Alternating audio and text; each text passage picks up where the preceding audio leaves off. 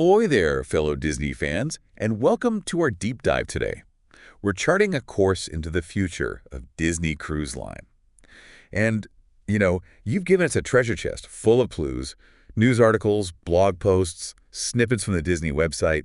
It seems like big changes are on the horizon. Definitely some big moves. So we can put on our captain's hats Yeah. and try to navigate through this sea of information. I think the biggest news making waves right now is Disney's plan for this major fleet expansion. And it's not just about adding more ships, is it? No, it's not just about more ships. It's about a whole new approach to cruising. They're launching a new class of smaller ships, which has got everyone talking.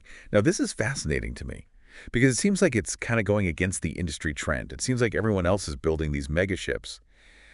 But Disney is, I don't know, they're thinking outside the lifeboat a little, right? Oh, yeah, absolutely. What's the thinking there? Well, I think that while other cruise lines are focused on building these floating cities, Disney is charting a different course. Instead of cramming thousands of passengers onto, one massive vessel, they're opting for a more intimate experience. And, this is really a strategic decision. It opens up a whole new world of possibilities. Think about all those charming, off-the-beaten-path ports that those mega ships can only dream of reaching. Right. These smaller ships, they can just slip right in, giving passengers access to hidden gems and unique itineraries that you wouldn't find on those larger cruises. So it's really not just about the ship itself. It's about where the ship can take you. That's right. I like that. Yeah. What would be an example? Well, picture this.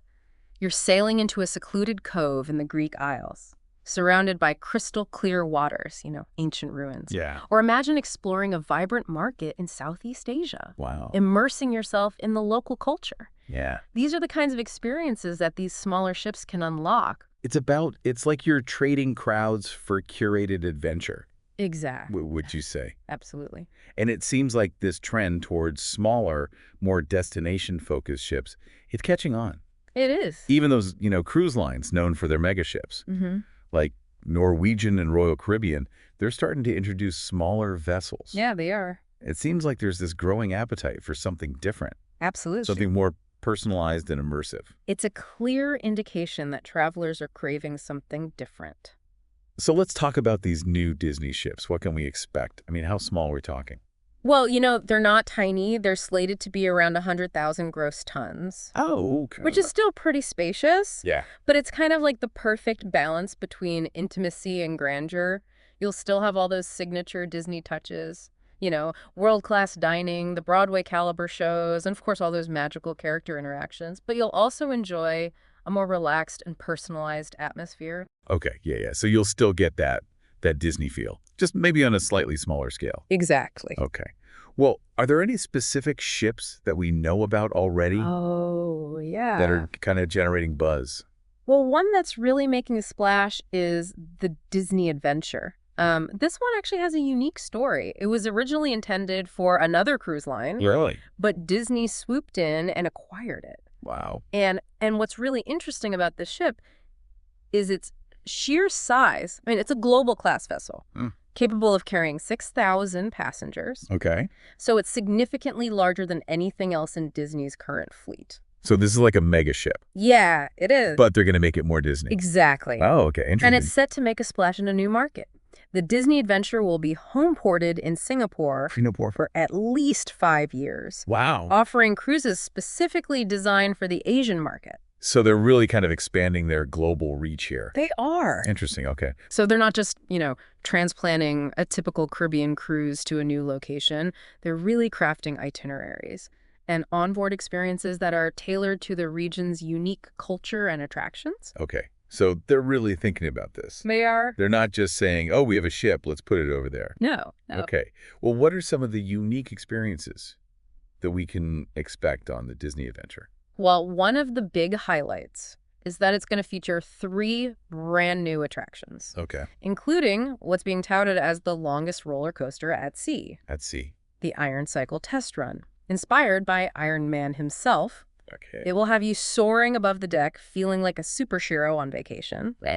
And Disney's not stopping there. They're also introducing a new musical spectacular called Remember, which has been developed exclusively for the Disney Adventure. Wow. And of course, you can expect all those beloved Disney characters, the dining experiences and all the magical touches that make their cruises so special. It seems like they're really pulling out all the stops Yep. They are. to make this a truly unique experience. This can be amazing. Okay. Now, while the Adventure is obviously, making headlines for its size and its unique offerings, Disney is also committed to innovation with these smaller ships. And one of the areas they're really pushing the boundaries is sustainability. Now, we've heard a lot about LNG fuel. That seems to be the current standard in the industry. But Disney's actually taking a different approach. That's right.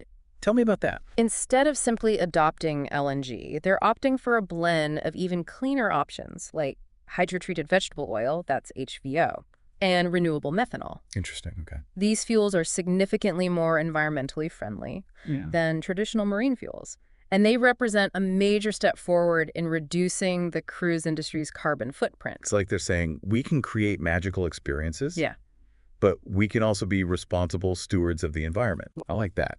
Now, what I find really impressive is that they're not just settling for the current state of technology. They're designing these new ships with adaptability in mind, Yeah.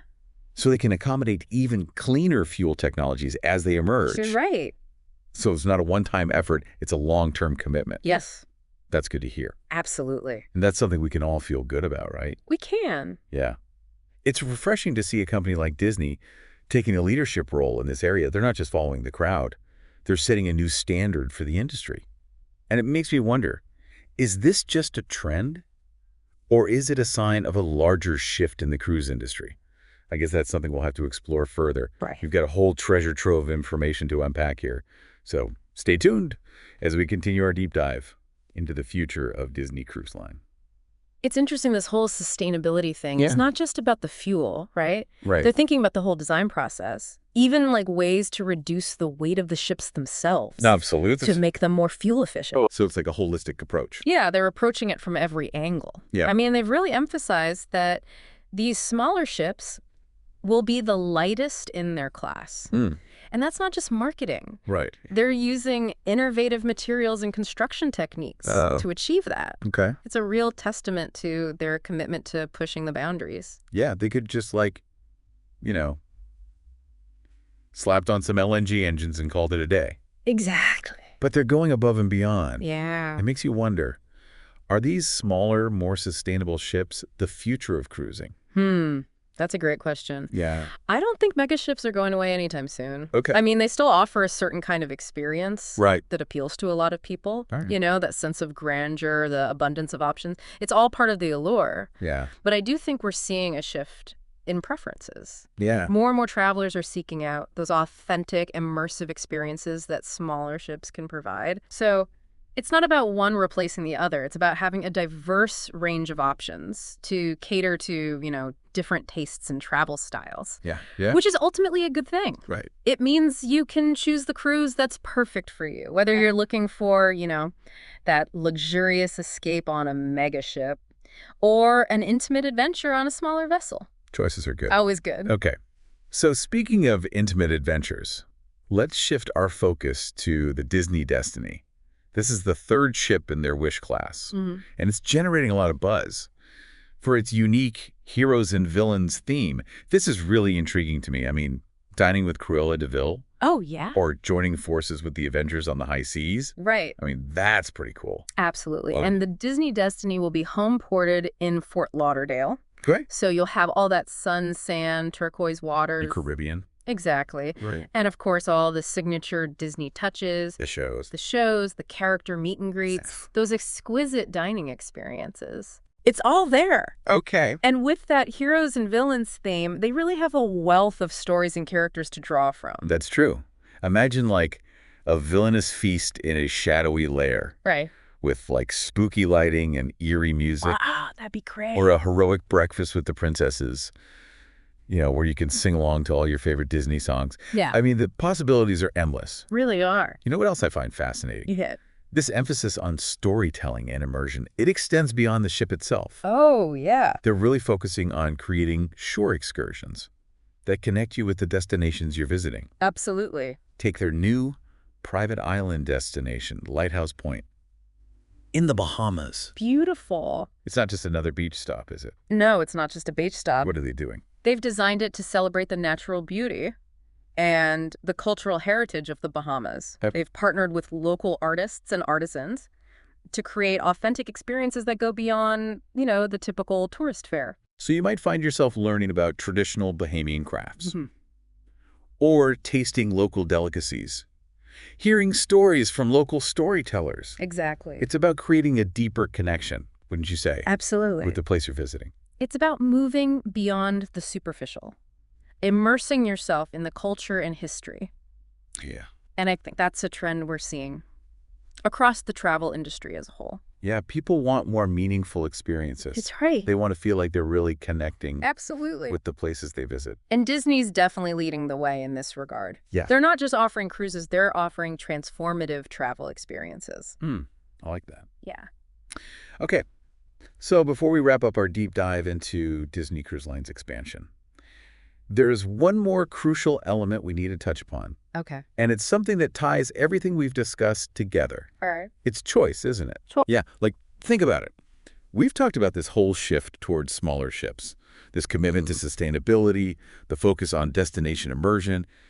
But what ties all of these trends together is this idea of giving you, the traveler, more control over your cruise experience. More control. Okay. Yeah, like in the past, cruising was often seen as this kind of one-size-fits-all vacation. Yeah, you'd get on the mega ship. Right, you'd board this megaship, you'd follow a set itinerary, you'd participate in the same activities as everyone else. But that's changing. It is changing. Now you have the power to choose the kind of cruise that aligns with your values, your interests, your travel style. Yeah, like if you want a smaller ship, Mhm. you can go for that more intimate, personalized experience. Right, exactly. You can seek out itineraries that focus on those sustainable practices, eco-friendly destinations. Right, and you can choose those shore excursions. That really immerse you in the local culture Yeah. and the history. Absolutely. It's no longer about following the crowd. It's about crafting your own unique adventure. That's what it's all about. And Disney Cruise Line is really at the forefront of this, They are. offering this level of choice and customization. Yeah, I think they're recognizing that travelers are just more discerning. Than ever before, Oh, yeah. right? They're seeking out these experiences that are really tailored to their individual needs and desires. And Disney's responding. They are. They're creating a more diverse and a more flexible cruise product. So they're not just building ships. Yeah, They're building possibilities. that's a good way to put it. That's pretty exciting. It really is an exciting time to be a cruiser. Yeah. You have more options than ever before. And with Disney, Yeah, you always know they're going to pay attention to the details. always. Right. They're committed to creating those magical experiences. Absolutely. So no matter what cruise you choose, You're going to have a great time. you have a good time. All right. So what does all this mean for our listeners? It means that you have the power to shape your own cruise destiny. You can choose to sail towards sustainability, towards immersion, towards adventure, or all of the above. Or all of the above. That's the beauty of it. Yeah, the important thing is to do your research, explore your options, and find the cruise that really speaks to your heart. Absolutely. And who knows, maybe we'll see you on board one of these amazing new Disney ships. Maybe. That would be great. All right, well, until then, happy sailing, everyone.